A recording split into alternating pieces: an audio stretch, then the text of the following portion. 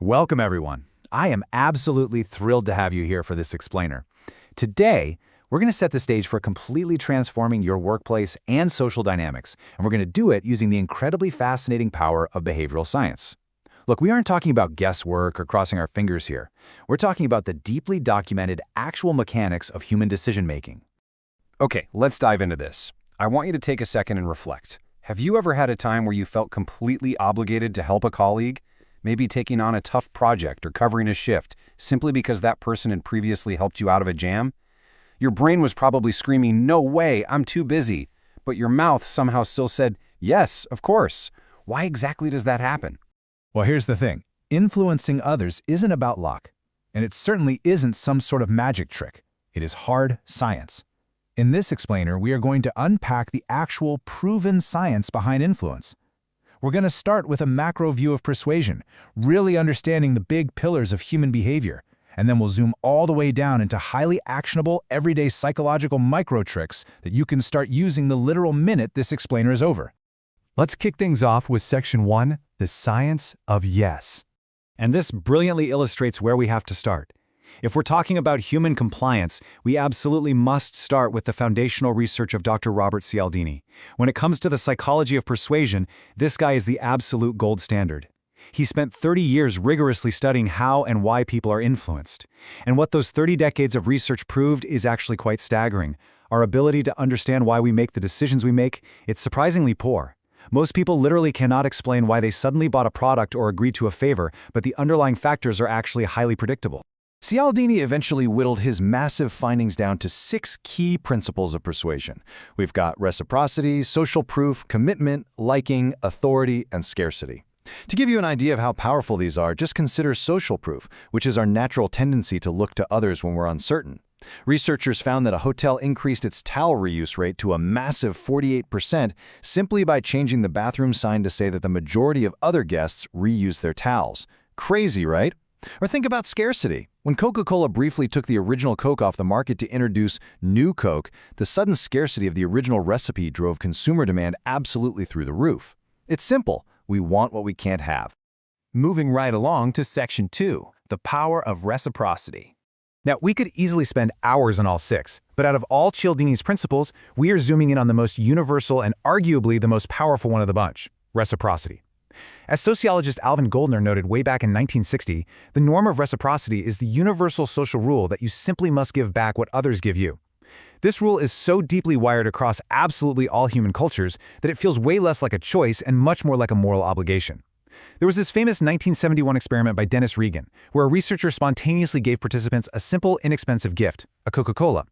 Later on, when that same researcher asked the participants to buy raffle tickets, the ones who had received the free Coke bought significantly more tickets than those who didn't. That little gift? It created an invisible debt. Now, what's really interesting about this slide is just how easily you can trigger this response. Check out this 2005 experiment by Randy Garner.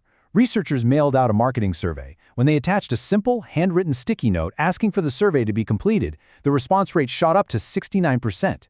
Compare that to a pretty meager 34% response rate when the exact same survey was sent out with no sticky note. Just the small, personalized effort of a handwritten note made people feel compelled to reciprocate the effort. Reciprocity usually falls into a few distinct categories. First, you have material reciprocity. This is giving a tangible item. Think of Costco. They are absolute masters of this, right? They give you a free sample of cheese or pizza as you walk the aisles, and suddenly you feel this uncomfortable obligation to put a whole box of it in your cart. Then you have concession reciprocity. This one is a bit more strategic. It usually happens during a negotiation.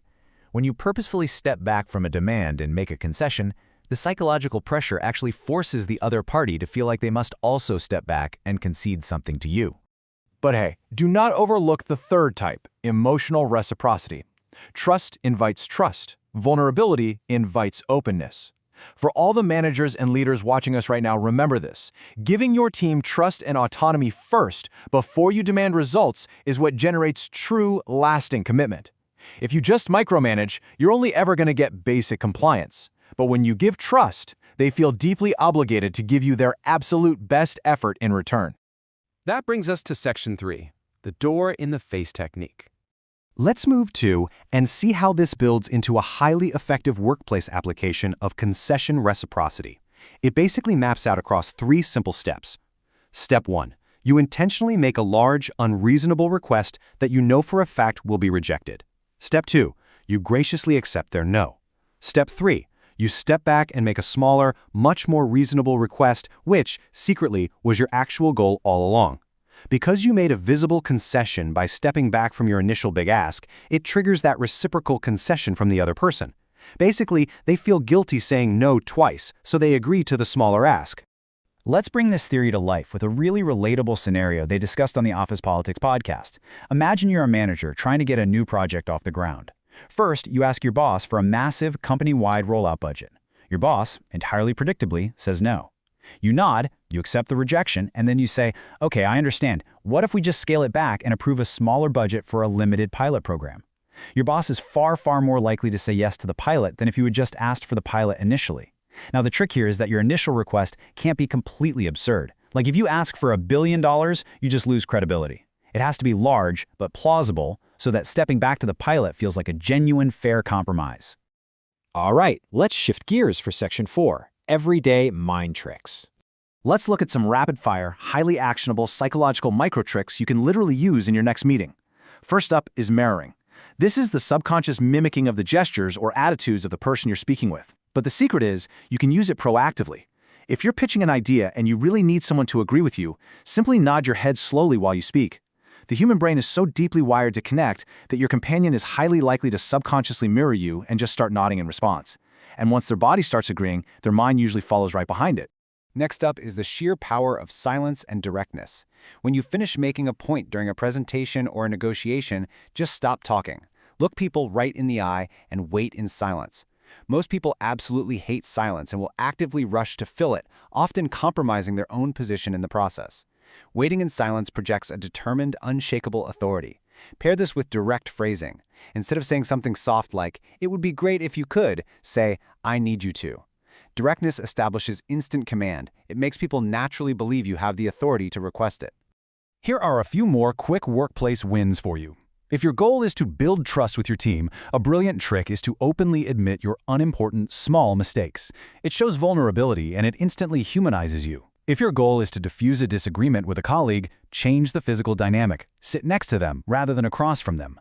Sitting side by side fundamentally shifts the brain out of a confrontational stance. And if you want to control a choice, provide someone with a list of 3 options. But place your target choice, the one you actually want them to pick, last. Our brains process information sequentially, so the last option presented usually lingers as the most appealing. Finally, for this section, remember this little mantra. Repeat to remember, name to validate. The single best way to plant a new idea in an organization is simply repeating it again and again until it just feels familiar. And when you're meeting someone new, try to use their name a couple of times immediately after learning it. Not only does it help you remember it, but hearing our own name is deeply psychologically validating. It taps directly into Cialdini's liking principle, building instant rapport. Finally, we have to talk about Section 5, the ethical boundary. With all of these incredibly powerful psychological tools now at your disposal, we have to draw a very firm line between positive influence and toxic manipulation. So, the crucial point is, as stated by Dr. Cialdini himself, when these tools are used unethically as weapons of influence, any short-term gains will almost invariably be followed by long-term losses.